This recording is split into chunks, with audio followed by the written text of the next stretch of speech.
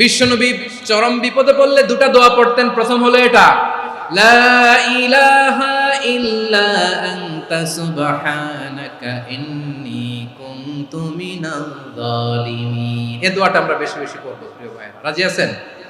সবাই আওয়াজ করে পড়ুন ইনশাআল্লাহ। আমার প্রিয় ভাইয়েরা, বিপদে পড়লে বিশ্বনবী আরো একটা দোয়া পড়তেন, লা ইলাহা ইল্লাল্লাহুল আযীমুল হালিম, লা ইলাহা ইল্লাল্লাহু রাব্বুল আরশিল আযীম, লা ইলাহা ইল্লাল্লাহু রাব্বুস সামাওয়াতি ওয়াল আরদি ওয়া রাব্বুল আরশিল কারীম। আল্লাহ ছাড়া কোনো উপাস্য নাই, তিনি সুমহান, মহা সহিষ্ণু। আল্লাহ ছাড়া কোনো উপাস্য নাই, তিনি সুমহান, আরশের অধিপতি।